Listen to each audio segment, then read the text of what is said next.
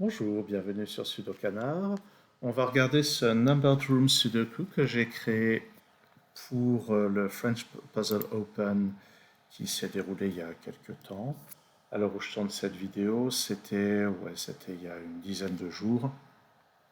Et là, la règle du Numbered Room, c'est qu'à chaque fois qu'on a un nombre dans la marge, quand on regarde le nombre qui est là je mets un 6 au hasard, ça signifie que ce chiffre dans la marge, le 3, va être à une position dans la colonne ici, indiquée par ce chiffre. C'est-à-dire ici, le 3 va être en sixième position. Alors, je ne sais pas si c'est ça dans le résultat, je ne me souviens plus, hein, mais c'est comme ça que ça fonctionne. Et alors, pour la petite anecdote, quand j'ai préparé ce round, pour moi, c'était ce problème-là le plus difficile du round. Et il se trouve que les testeurs l'ont trouvé de difficulté moyenne. Ils ont trouvé qu'il y avait bien d'autres problèmes qui étaient plus difficiles. Et ben, c'est ce qui fait qu'il n'y a pas eu tant de points que ça dans le barème. Et apparemment, ben, dans les gens qui étaient sur place, il y en a qui l'ont trouvé effectivement très abordable et d'autres qui ont eu plus de mal, comme moi. Donc tout ça, c'est très variable. Alors, comment est-ce qu'on va débuter ça? Je crois que c'est toujours intéressant de voir ce qui se passe quand on a deux chiffres l'un en face de l'autre dans un numbered room, parce que la somme des positions va forcément valoir 10. C'est-à-dire que, je sais pas, imaginons que lui soit en sixième position. Donc imaginons que ce soit un 6 ici, il est en sixième position, c'est-à-dire là, et de l'autre côté, c'est la quatrième position. Et de manière générale, donc la somme des deux nombres vaut 10. On peut remarquer qu'à cause de ça, le 1 n'est pas là, il n'est pas là non plus, il n'est pas là non plus, évidemment. Donc les positions qui nous restent, alors notez que le 7 n'est pas disponible pour cette case, donc le 1 ne sera pas là non plus. Il ne peut pas être en cinquième position parce que ça mettrait un 5 ici, un 5 là, puis de toute façon le 5 n'est pas disponible. Donc il nous reste la sixième position ici, qui serait la quatrième position en face, donc ça ne marche pas. Donc ça c'est exclu aussi. Le 1 sur cette ligne est forcément là, ce qui est cohérent avec ce 1, et ce qui indique la position 9 de l'autre côté. Alors je vais tenir à jour la liste des indices qui ont déjà été pleinement utilisés.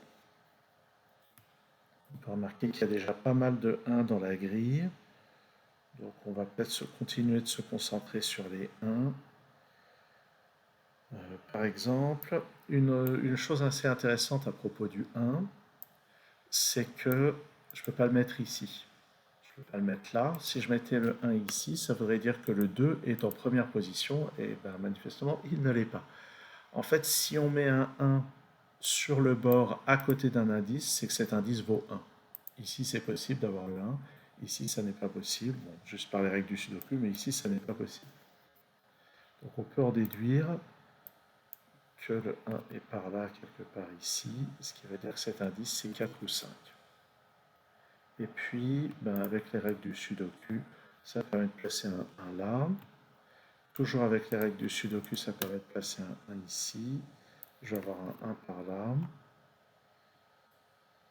Je vais avoir un 1 par là. Je ne sais pas si c'est très utile de le noter. Ah oui, mais je remarque que le 1 ici nécessiterait de mettre un indice 8 là. Et le 8 n'est pas disponible, donc le 1 n'est pas là.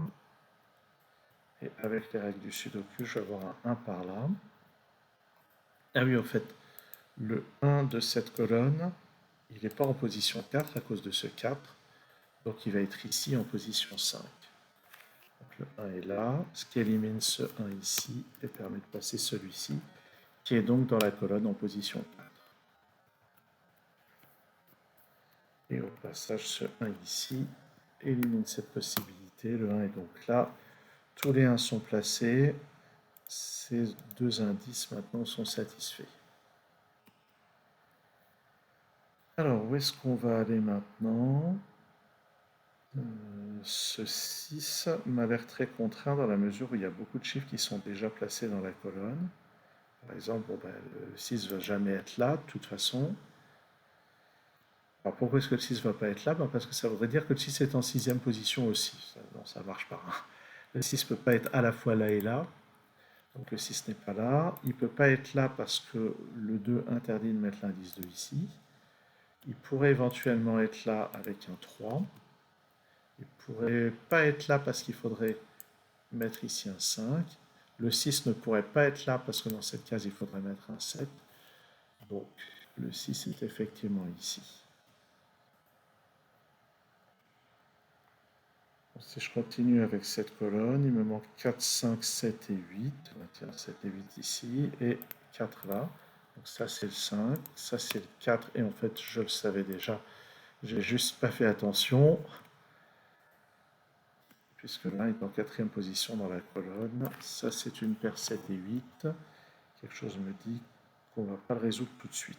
Notez que si le 8 est là, ça indique qu'il va falloir mettre un 7 ici. Les 4 qui sont là nous permettent de mettre un 4 dans cette case, ce qui indique que le 5 est en cette position.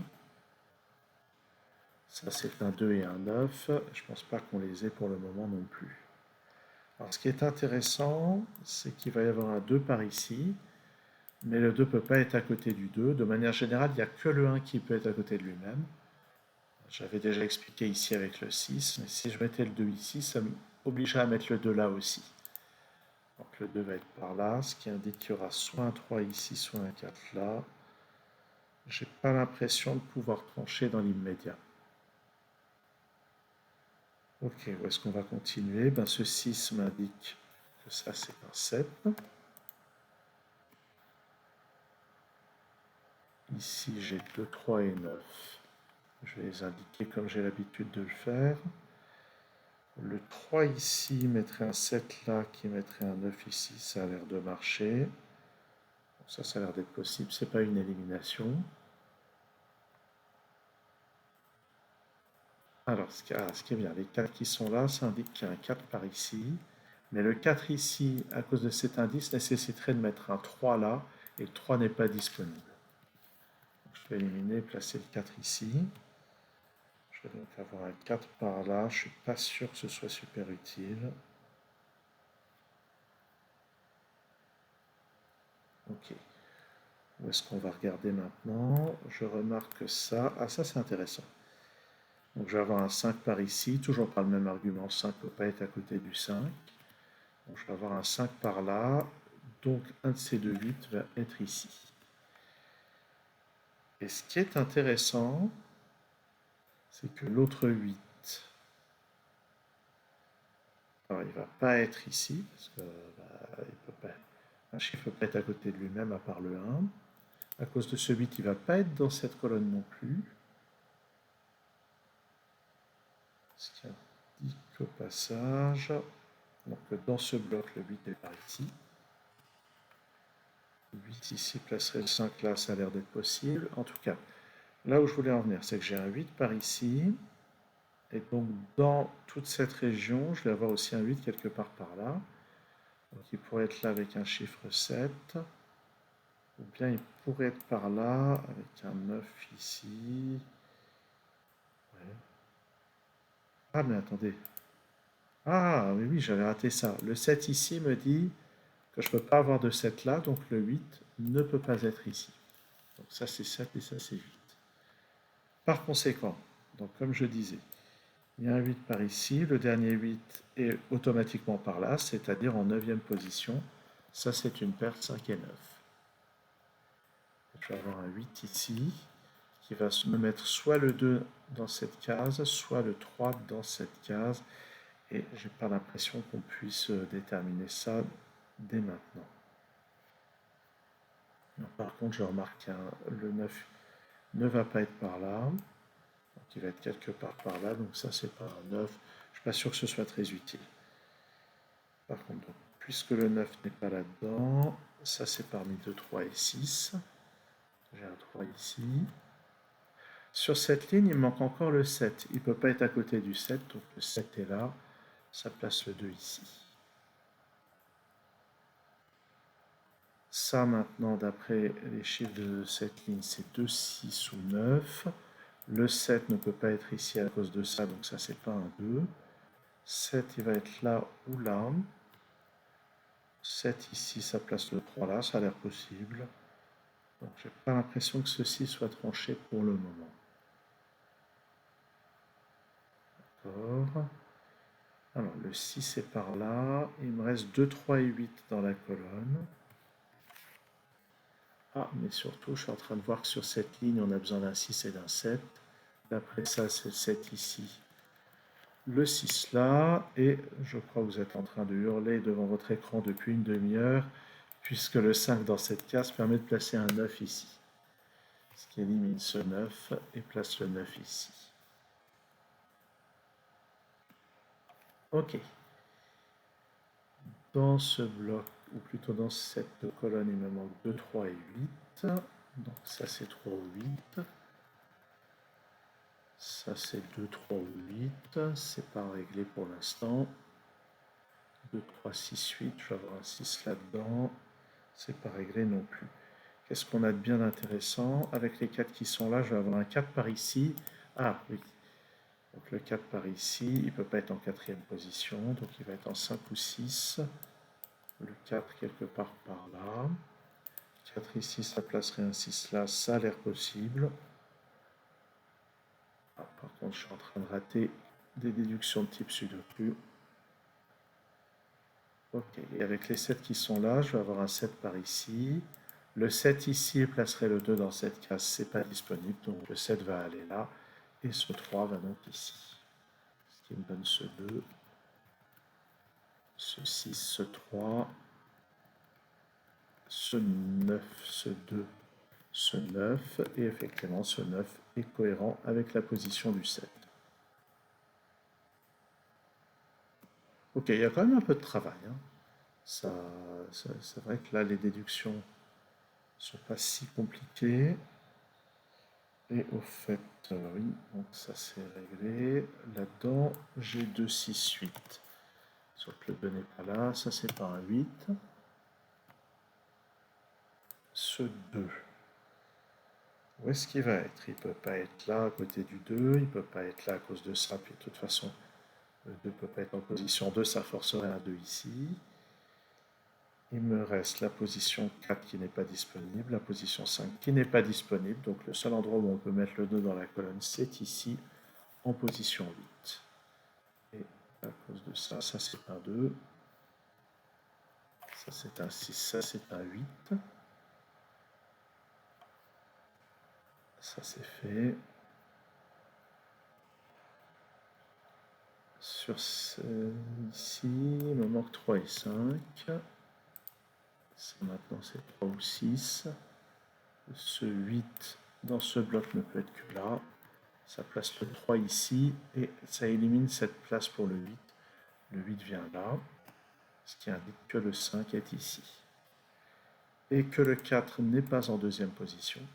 Donc le 2 n'est pas là, le 2 est là, ça pousse le 8 dans cette case. Et dans cette case, ce qui indique que les positions des 8 ici sont 5 ici et 9 là. Tout ça maintenant c'est résolu. Alors, on va placer ça. Le 3 est en deuxième position, le 2 est en huitième position. Ça maintenant c'est un 6, donc le 4 est là. Et ce 4 est aussi en sixième position de ce côté-là. Et maintenant, ça devrait être du sudoku. Ça c'est un 6, ça c'est un 5, ça c'est un 3. Ici j'ai 9 et 5, donc c'est 9 ici, 5 là. Ici j'ai 9 et 3, c'est donc 3 ici, 9 là. Ça c'est 7 et 4, donc 4 et 7. Il manque un 2 ici, il manque un 5 dans la colonne. Ça c'est un 4, ça c'est un 7. Et ça c'est un 6. Et voilà. Donc, voilà une résolution possible pour ce numbered room. J'imagine qu'à certains passages de la résolution, il y avait moyen de faire les choses dans un autre ordre, hein. Avec tous ces indices qui se croisent, il peut y avoir plusieurs manières de progresser. Mais je pense que le point de départ, c'était vraiment ça, les deux 1 qui se font face. Souvent, deux chiffres identiques qui se font face, c'est quelque chose de très profitable. Voilà pour la résolution de ce problème de ma fabrication. Merci d'avoir suivi cette vidéo et à très bientôt. sur Sudoku Canard.